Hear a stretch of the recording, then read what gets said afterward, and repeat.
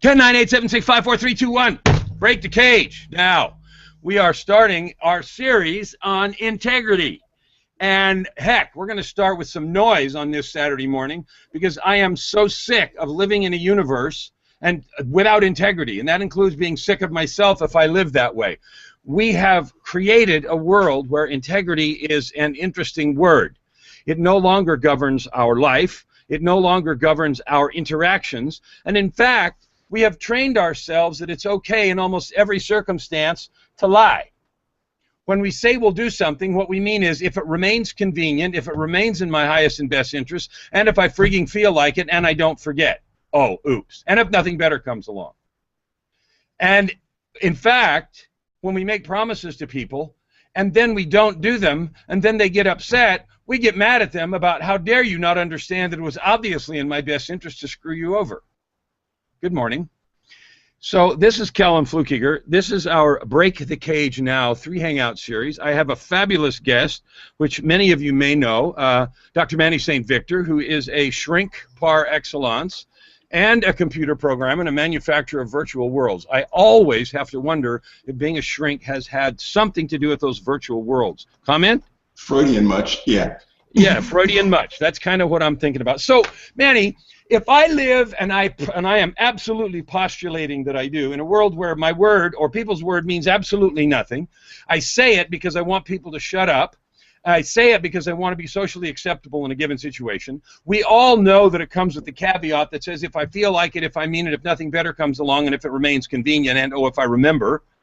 And we get indignant when people get upset because we didn't do what we said we were going to do. And we've trained ourselves that that's kind of okay. And that goes across everything from whether or not we're going to do something for somebody, show up somewhere, be on time even, all the way across to serious things like relationships. What do you mean I'm leaving? You can't leave me. Oh, yes, I can. You suck. Our relationship's no more fulfilling for me. Oops, didn't I tell you forever meant till I don't feel like it? Etc. So when we live in that world, from a shrink's point of view, what does that do to my head? It destroys your identity because you're always walking around telling yourself some sort of story about who you are and what you're doing. And if you're the kind of person where you constantly have a way out, you get where you don't even trust yourself. You don't even believe yourself when you're saying things, so you get to where you don't even believe your own story. So your integrity falls apart entirely. You know, you take on victim roles and everything. All right, so that's really cool. I want to start right there at the core of what you said, which is you don't even believe yourself. So that means you are the epitome of a sack of lies, which means everything I say, I actually have no idea whether I mean it or not. It is simply contextually appropriate to utter at this moment, given the conversation that I'm in and the meaning that it has right now. That bag of shoulds and promises is reshuffled, maybe hourly, maybe by the minute, and whatever happens to pop out of the top is what I do, or what we seem to do, and that becomes the norm. So what does it mean to me, and I'm going to stop ranting for just a minute and sort of get serious here, if I'm a person who knows, even if I don't have an open dialogue with myself and look in the mirror and say, crap, I never tell the truth, but I know subconsciously, or even, you know, kind of right below the surface, semi-consciously, that I'm a lying sack of crap, and that everything nearly, half maybe, hey, how about just half the stuff I say I either don't really mean or only sort of mean, and I especially don't keep promises to myself like what I'm going to do this weekend, I'm going to eat this, eat healthy, lose weight, and the myriad of other BS promises we make. What does that do to me? Forget the relationships and everybody around me. I'm a person who lives like that. What does my day, my week look like? Like nothing, like chaos, because you're constantly draining your power. You don't tend to predict anything good for yourself because you don't believe yourself when you predict it anyway. You don't set effective goals. You just kind of, they call it environmental dependency syndrome, where if someone's in a bad mood around you, you're going to be in a bad mood that day. You know, you're like the breeze. You end up with affective instability, is what they call it. Environmental dependency syndrome and affective instability. Everybody memorize those and say them 9 times. There will be a test later. Now, I have a question about that. How big of a problem, really? I mean, I painted the picture pretty drastically coming from a hole. I get it. So, okay, I did that on purpose. How bad of a problem is this? Let's just talk about our society. I realize there's lots of cultural differences around the world, and I'm talking about our Western society here in the U.S., Canada. I'm dual national. So, your observation, how bad is that a problem? Is that? It's a ridiculously bad problem. I mean, look at the Western diet and the obesity and the diabetes and the Alzheimer's, which are pretty much all obesity-related conditions. You have people that take pills instead of taking initiative. You know, instead of like going for a walk, you know, people would prefer to like look for a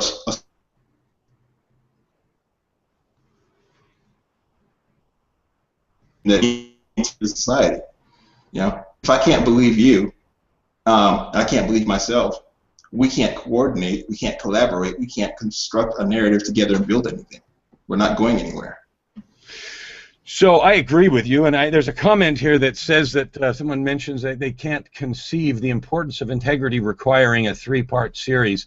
Well, I want to comment on both the comment and what we're doing.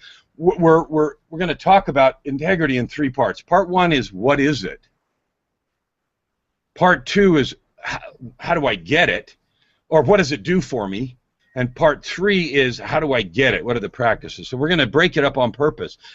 You know, I'm going to agree and disagree with the comment. No, I can say it's screaming important, and I can give a whole bunch of examples in 3 minutes about how it's the foundation of the universe, and without it we all explode and turn into amoebas. Okay, cool. But without some detailed discussion and its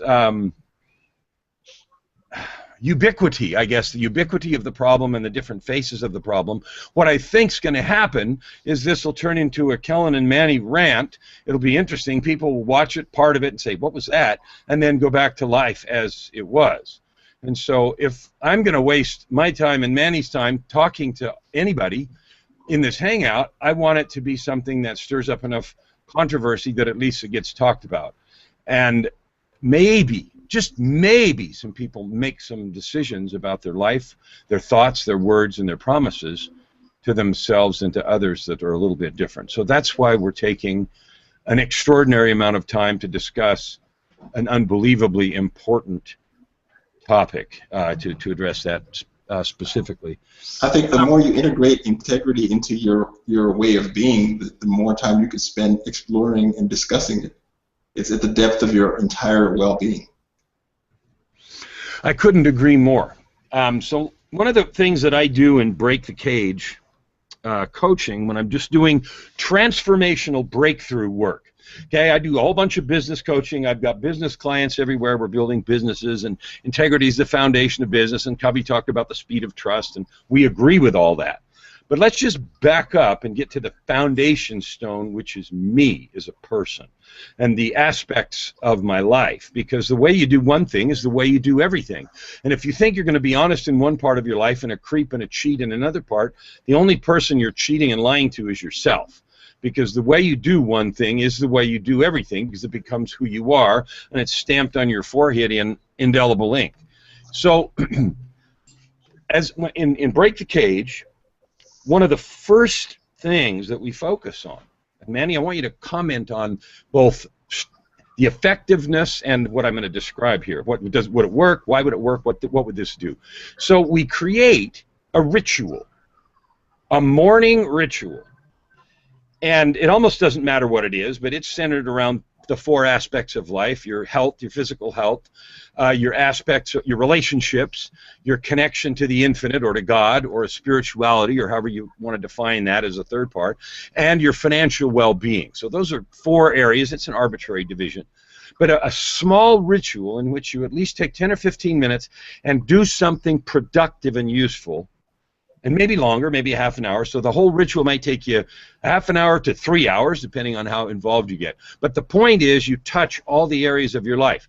Now, the key piece is, even if it's 5 minutes apiece, the most important part of that ritual that I've discovered in helping people break the cage, transform their life, is simply the fact that they keep their promise to do it. No matter how small it is, no matter what it is, you can define it any way you want, keeping the promise to do it. Why is that important, and what do you suspect that would do for somebody? That's a keystone habit, and anytime you can do one thing to demonstrate to yourself that you can hold yourself accountable, it's self-actualization. You see yourself do the thing, and you gain more confidence in yourself when you tell yourself you're going to attempt something else, and you're able to wrap bigger habits around just the seed of that initial simple self-awareness, simple self-commitment. So here's what happens when I'm doing big coaching with business and big dollars, and people are making deals or not making deals, and I've taught them this principle, this core 4 action that you do every morning just to keep your life in balance, and we may or may not talk about it every week, and then a month or 2 into coaching later, something's happening and life sucks and this is bad and this is bad. Without fail, I can just ask a question. So how's your core 4 doing? The silence is deafening. Every time. And then the next word tells the whole story, and I don't even need to hear the rest of the story. Well, and anything that comes after the word well is crap anyway, right? Pretty much. So it's funny because time after time with people that are making millions or just getting started, every time, how's your core 4 doing? Well, I already know the answer, and I already know what the problem is. And when we fix that, what you described is your ability to wrap larger commitments in integrity around those tiny little promises exponentially builds the power you have in yourself, the amount you trust yourself, and your ability to create something powerful. So, Manny, you're a doctor, and you have your own view about how the medical system works. I want you to give an example of a lack of integrity, meaning promises made, not kept, in the medical education, get doctors to practice, go from wannabe doctor to practicing shingle dude or gal, a piece of lack of integrity there. So describe what it is, and then I want you to describe what it does to both a doctor and the medical practice itself in terms of its sustainability and its functionality for helping me as a patient find and get the right kind of help. That's a long question, but you're a smart guy. Yeah. The first thing you say when you hit the door, you throw your hand up and you do the Hippocratic Oath. Above all, do no harm. And then you start destroying yourself. First of all, you start blaming yourself for everything that goes wrong. You start depriving yourself of sleep. You start learning stuff in a totally unnatural way. You start treating people as if they have limited agency by, putting a bunch of pills in them. You're not getting the rest. You're not living a life that basically that has multiple identities because you're spending all your time at this hospital. And physicians have multiple times the suicide rate, multiple times the alcohol and substance use rate, multiple times the divorce rate, multiple times the suicide rate. Who's going to trust you? So how does that disaster that you've just described affect me and my ability as an interested party, meaning a patient, who wants to get help for what for me is a big deal because it's causing some problem in my life? Physician burnout is up to 50 to 60%. There's accelerating physician shortage. Physicians are going to retire earlier, and physicians who are burned out make more medical errors. That's how it affects you. You have a doc who doesn't really want to be there, but doesn't want to tell himself that he doesn't want to be there, herself that she doesn't want to be there. So they soldier on, following mom's or dad's dreams, or following the dream that one day they'll have this doctor money, which doesn't exist anymore. So until you're able to be honest with yourself. Does that mean I should just grow herbs and eat weeds for my medical care? I've heard that plant-based diets are good. Well, so I picked on doctordom because I know that Break the Cage MD is the logo that you have there, and it ties into this integrity piece, and you and I have talked about a lot of it. So why don't you talk a little bit about that Break the Cage MD? And hello, Amani, love seeing you here on the show. Yeah. Hi, sweetie. So talk about your Break the Cage MD for just a second. Take a minute and tell everybody what that is that may not know. The main purpose of Break the Cage MD is to help docs who are becoming more self-aware, A, get to know their brains better, B, come to grips with the reality of science beyond medicine, and C, start seeing all the opportunities that are out there to do more good with less self-punishment, through publishing, through information products, through understanding business better so they're not a cog in someone's hospital machine. That's cool. Thank you for that explanation. So let's go back to the three things that we said we're going to talk about today. One, A, is discover the meaning of integrity. So I want to make sure that that's clear. I'm going to throw out a definition. Manny, I want you to expand on it. Integrity is simply, well, it is, let's make it really simple. I do what I say and imply to others that I'm going to do. I keep my agreements with both myself and with those around me with whom I have created a relationship, explicit or implicit, so that what I seem to be and what I say I am, I am. Manny, what would you say about that? I like it. I like it. Now, do I go neurogeek or not? Yeah, you can neurogeek a little. Go ahead. Your brain works either top down or bottom up. And if your brain works bottom up, you're pretty much one of Pavlov's puppies. You have environmental dependency syndrome, where you respond to either needs or wants in the moment. You know, you're either sitting around trying to nurse yourself or chasing around after whatever is in the environment cueing you. Until you're operating based on top down, which is your goal-directed behavior based around your identity, your personal narrative, and what you value, so that you're consistently behaving in a way that later on, when you look back in your narrative, you're like, you know, I did things that continue to show that I'm moving forward. Even if fear comes up, a threat comes up, a hurdle comes up, you continue to soldier on effectively. If you're not doing that. You use the word even if. Now that's I'm going to jump up and down on that for a sec, because it is so, the even if is the escape valve for everybody. I'm going to do this. Well, I didn't know that was going to happen. I'm going to continue in this relationship. I'm going to make this happen. I'm going to play ball with my kid.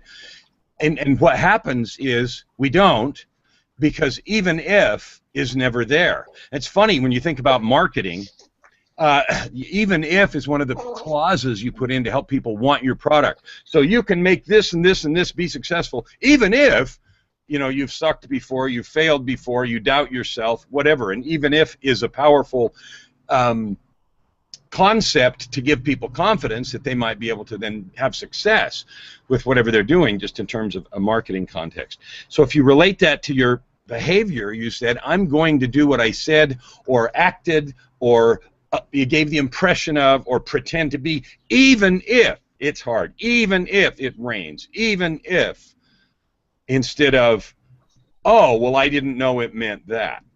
Yeah. What does that switch do in your brain? Go ahead.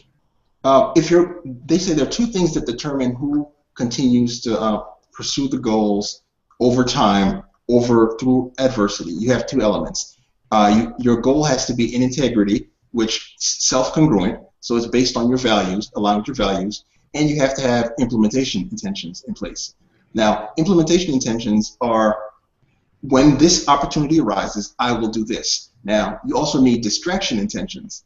If this obstacle arrives, then I will do this. If you haven't thought through the goal with clarity, with like vision and specific deadlines and whatever, you're not able to say, okay, this is one of the hurdles I knew would come up, but my end goal is this, therefore I need to adjust this hurdle into an opportunity. So let's give a specific example. I'm sitting here, I promised myself I'm going to finish something. I promised my spouse I'm going to do this, that, and the other. Knock on the door. Friend shows up with a beer and says, come on over and have a pool party. A distraction intention would be, I'm going to keep my promise and play ball with my kid or take my wife out, even if the neighbor knocks on the door with a beer and says, come join the pool party. I don't drink, just for the good order of things. So I'm just throwing that in there. But that's a distraction intention, right? Yeah, you're prepared for the possible obstacles because you've thought from your endpoint to the present and anticipated the most likely obstacles. And if you fail, you add new distraction intentions because next time you know better. That's what reflection and learning is about. So I love that. So integrity is not being perfect every time we say something, because nobody is, nobody does, and we're all trying to learn how to be more in integrity, to be better today than yesterday, to be, you know, more satisfied with ourselves and so forth. So what you're saying is improve your implementation intentions and improve or refine or add distraction intentions so that you can stay on the path to what you promised yourself or others that you would do. Yep, and that's, of course, with a value-aligned goal in place. If you have what's called introjected values, if you're following your mom and dad's goals, or you're following society's culturally dictated definitions of success instead of being aligned with what you believe, you're not in integrity. You're what's called obsessive passion. You're doing what you think society wants you to do, and you're not in control of yourself. And even if you do it, you won't be well. You end up with sickness. So I can't tell you how many clients that I get that are trying to figure out how come they're unhappy. They may already have a lot of money, they may have a lot of success, and like, life sucks anyway. I got all this money, I thought it'd be good, and it's not. Now what?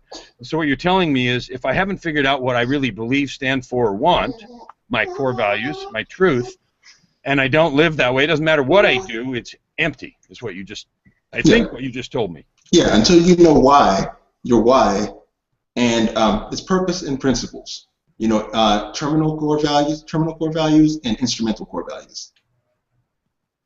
So I'm going to say one little quote, and then we'll go on to the part 2 here. Now, I'll be right back, Kellen. I got to pick up a pacifier. Okay, go for it. So the quote that came in my mind from what Manny just said is really simple. You can never get enough of what you don't need, because what you don't need won't satisfy you. And that's a little convoluted, but the point is, if I am craving, chasing, imagining I'm going to enjoy, love, and want something, I don't care, money, position, status, whatever, but that's not really who I am, aligned with my core value, I can never get enough of that. There will never be enough to satisfy me. And people find that out with money all the time. If I just had my first million. Oh, you know, I mean, that's so old school, man. Millionaires are a dime a dozen now. How about 10? Then I'll be happy. How about 20? How about 50?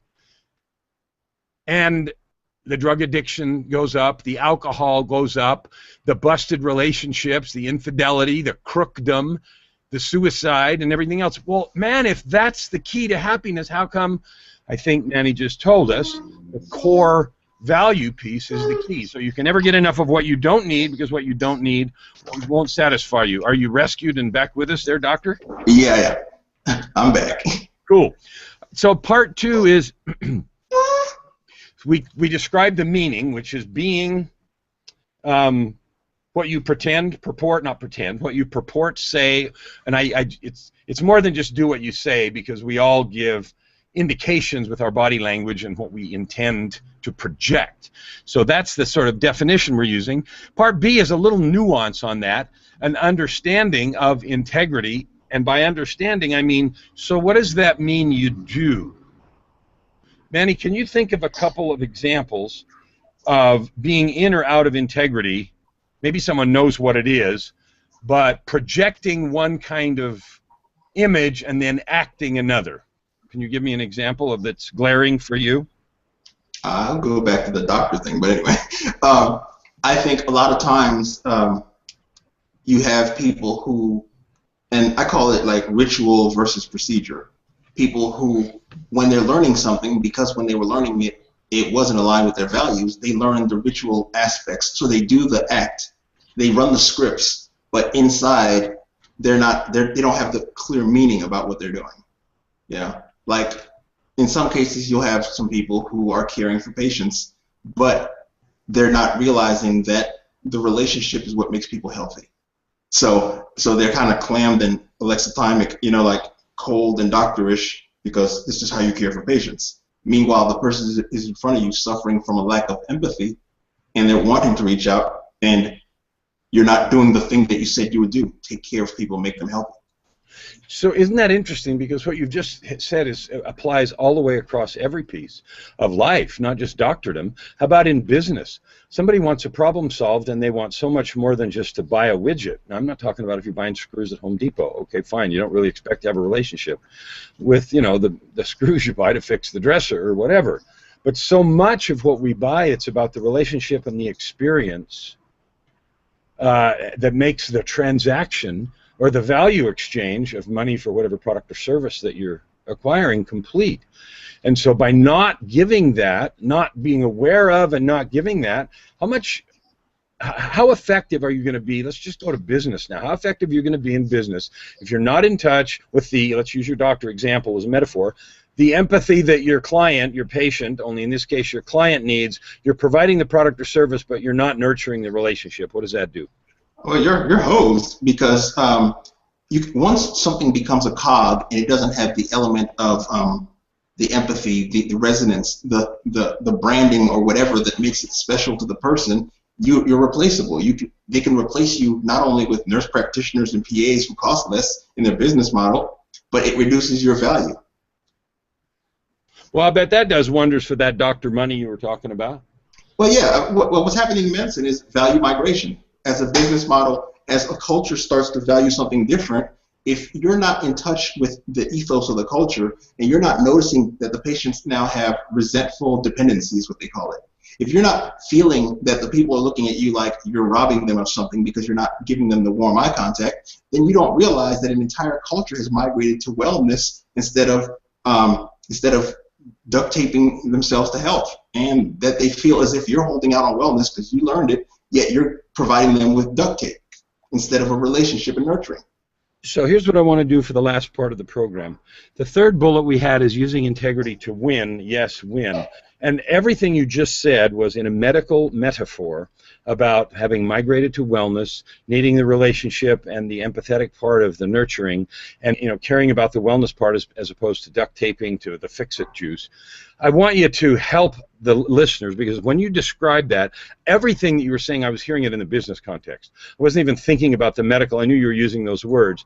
But I want you to now pull it out of medicine and use the same description, but use it in terms of taking care of the needs of people to not only get a product or service or get a problem solved, but get it to be solved well or elegantly or have the status that comes with this purchase or this problem solution or the acquisition of this thing, and how those very same principles, being missing the cultural migration to wellness, only to relationships in the we economy and away from the old one. So I'm going to shut up now, and I want you to talk about that in the business context. Well, again, it comes down to being aligned to your core values. Business is based on value-based targeting, basically. When someone comes to you to do any type of business relationship, what they're pursuing is not the product per se, but symbolic self-completion. They're looking to have the part of their story that the unmet need met. And so if you happen to just give them, say, the burger or the hammer or whatever it is that they purchase from you, and you don't provide the implications, the narrative, the sense of I'm cool because I have an iPhone or I'm manly because I have an Android, if you rob them of that part, you didn't deliver the service, because they didn't come to you for the thing. They came to you for the emotional thing. They came to you for the nurturing. Always. It's always that. So we have about 2 minutes or one left, and I want to just emphasize this, because Break the Cage is about personal transformation, but the other half of my business is about marketing and how to become the pinnacle in your niche, the one that's the answer instead of just another option. The speed to profit marketing system that I have, and that's how to do that. But it all starts, whether it's personal transformation or whether it's becoming the pinnacle in a market niche and becoming the one that provides that experience that Manny was just talking about, is a key piece. And so I want to take our last minute here to just emphasize your need as a business person to be environmentally and culturally aware of the experience that your customer is chasing, or environmentally and culturally aware of the experience that your spouse or your significant other is chasing, the experience that your friend is looking for rather than the activity, and create your service model, whether it's service in a role that you play in the family or service in a role that you play in a business or volunteer work that you do in the community of the church or anything like that, as an experiential based structure where you're providing the experience that fulfills the ethos around that happening, as opposed to a perfunctory performance, alliterative, a perfunctory performance of the required activities. Manny, you want to wrap up with some thoughts? I think you covered it, Kelvin. It's there's more than there's always a story happening in parallel in people's minds, and if you're not giving them the right ethos, you're not giving them the right attention, the right intention, you're giving them half channel, and they feel it. And you need to be in integrity to be able to give people the full channel, so that you're not in conflict and giving them, handshake, but it's clammy handshake, so to speak. Cool. Thank you, everybody, for watching today. Break the Cage now. If you want help with this kind of personal transformation, breakthecagenow.com is where to go. Breakthecagenow.com is a place where you can begin to explore completely transforming your life. Keys to power, accessing the keys to your personal power, and moving ahead in a way that you cannot even imagine right now. So this is part one. Part two is going to be, what are the benefits? What will creating, having, living integrity, being in integrity in your life and in your business do for you personally and for your business? That's what we're going to cover next week. Thank you for coming to our Saturday morning Break the Cage Now hangout. Manny, you want to say anything final and sign off? Thanks for dropping by. Always a pleasure. All right, perfect. Thank you for being here. Thank you for bringing the entertainment in the yellow jumpsuit. Yippee. We will see you next Saturday. Until then, break the cage now.